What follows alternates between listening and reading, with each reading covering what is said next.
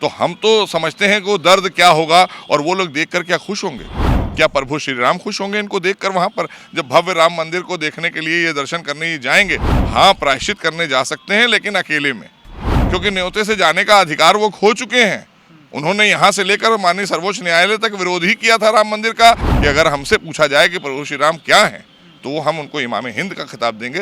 तो इससे बड़ा कोई खिताब नहीं होता है। तो जब 22 जनवरी को प्रभु श्री राम के मंदिर की प्राण प्रतिष्ठा है, भगवान बाल्य रूप में अयोध्या में विराजेंगे, लेकिन उसको लेकर अब एक बार राजनीति फिर से गर्मा गई है। कन्नौज के सांसद सुब्रत पाठक ने मंदिर कमेटी को एक चिट्ठी लिखी और उसमें साफ तौर पर कहा है कि समाजवादी पार्टी के जो नेता हैं उनको आमंत्रण न दिया जाए। हमारे साथ बातचीत करने के लिए पूर्व मंत्री और हज कमेटी के अध्यक्ष मोहसिन रजा जी हैं।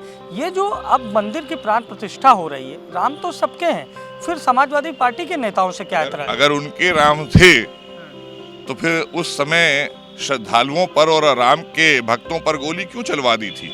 इसलिए उन्होंने तो जाने का अधिकार खो दिया है। वो एक राजनीतिक दल के अपने मुखिया हो सकते हैं, राजनीतिक दल से जुड़े हुए लोग हो सकते हैं, जिन्होंने अपनी सत्ता पाने के लिए, अपनी पार्टी बनाने के लिए हमारे लाखों करोड़ों लोगों को आहत किया और प्रभु श्री राम की आस्था पर चोट की और कई परिवारों को वंचित किया उनके लोगों से, उनके लोगों की वहां पर मारे गए लोग। तो हम तो समझते हैं कि वो दर्द क्या होगा और वो लोग देखकर क्या खुश होंगे। क्या प्रभु श्री राम खुश होंगे इनको देखकर? वहां पर जब भव्य राम मंदिर को देखने के लिए ये दर्शन करने जाएंगे, हाँ प्रायश्चित करने जा सकते हैं लेकिन अकेले में, न्योते से ना जाएं, क्योंकि न्योते से जाने का अधिकार वो खो चुके हैं। उन्होंने यहाँ से लेकर माननीय सर्वोच्च न्यायालय तक विरोध ही किया था राम मंदिर का। प्रभु श्री राम की आस्था पर भी सवाल उठाया, मतलब उनकी कहना चाहिए कि ये कहा कि हम अस्तित्व ही नहीं है राम का कोई। तो ऐसे लोगों के साथ ये खड़े दिखाई दिए तो आज किस मुंह से जाएंगे? तो आपको लगता है कि निमंत्रण नहीं भेजा जाना? ठीक है, वो एक प्रक्रिया के तहत गया होगा उनको, लेकिन उन्हें आना नहीं चाहिए। अगर वो प्रायश्चित करना चाहते हैं तो उनका प्रायश्चित यही है कि उन लोगों की भावनाओं को आहत फिर से मत करें, क्योंकि जिनके परिजनों ने अपने परिजनों को खोया है, जो श्रद्धालु हमारे वहाँ गए थे उस समय, जिन पर गोलियां चली थी, जिन्होंने अपना जीवन खोया, प्रभु श्री राम के जो भक्त थे उन्होंने अपना जीवन खोया, उनके परिजन लोग वहाँ होंगे, वो आहत होंगे इनको देखकर। जी एक सवाल है, भगवान राम को भी इमाम हिंद कहा जाता है इस्लाम की भाषा में। इस्लाम के जो फॉलोअर्स हैं आज की डेट में वो क्या सोच रहे हैं? मुसलमान क्या सोच रहा है? एक आम मुसलमान जो सियासत से बहुत दूर है, वो राम मंदिर के बारे में क्या सोच? अच्छा सोच रहा है। माननीय सर्वोच्च न्यायालय का निर्णय आया था, आपने देखा था कि सौहार्द के साथ 142 करोड़ लोगों ने उसको स्वीकार किया है। प्रभु श्री राम हम सबके आदर्श हैं। प्रभु श्री राम को तो अनुसरण करना चाहिए, सबको अनुसरण करना चाहिए।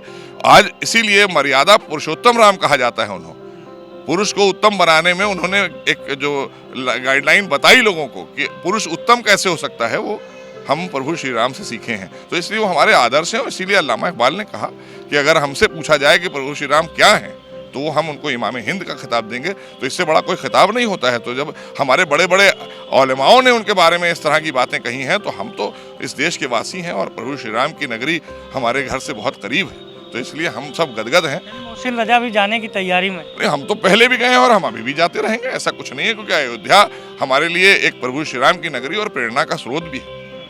एक आखिरी सवाल है, लगातार बातचीत होती है हज को लेकर, हज की व्यवस्थाओं को लेकर। इस बार आप लोगों की अपील पर तारीखें भी बढ़ाई गई, क्या व्यवस्थाएं हैं हजियों के लिए? हमने हमेशा व्यवस्थाओं को बेहतर से बेहतर करने का प्रयास किया है और इस बार भी और बेहतर व्यवस्थाएं होंगी। हमने आदरणीय योगी सरकार 2017 में आई, उसके बाद से आप किसी से भी पूछिए, जो लोग यहाँ से आजमीन जाते हैं हज के लिए, जिन्होंने आवेदन दिए होते हैं, उनके लिए बेहतर व्यवस्था की है हमने। पूरा जब से गर्मियों में हज हो रही है तो हमने पूरा हज हाउसेस जो हैं वो सेंट्रली एयर कंडीशन कर दिए हैं, लो फ्लोर बसेस चलाई हैं जो हमारे बुजुर्ग लोग जाते हैं उनके लिए।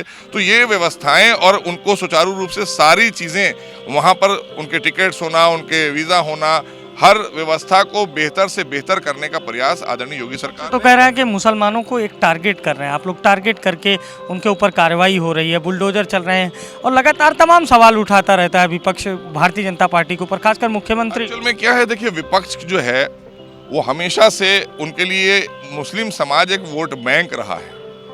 वोट उनके लिए कभी वो उत्थान का या विकास का केंद्र नहीं रहा है।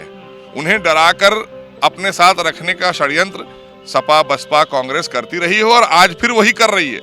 लेकिन आदरणीय मोदी जी के नेतृत्व में जब से सरकार आई है उत्तर प्रदेश में, आदरणीय योगी जी लगातार बिना भेदभाव के योजनाओं का लाभ दिया जा रहा है।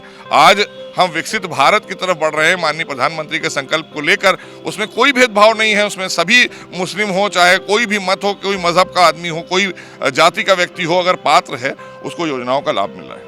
ये हमारे साथ उत्तर प्रदेश सरकार के पूर्व मंत्री मोहसिन रजा हैं, जो वर्तमान समय में हज कमेटी के अध्यक्ष भी हैं, और इन्होंने साफ तौर पर सुब्रत पाठक के जो पत्र पर सहमति भी जताई। सुब्रत पाठक ने उस पत्र में कहा है कि समाजवादी पार्टी के जो लोग हैं उनको अयोध्या नहीं बुलाना चाहिए, क्योंकि कार्यसेवकों पर इन्होंने गोली चलवाई थी।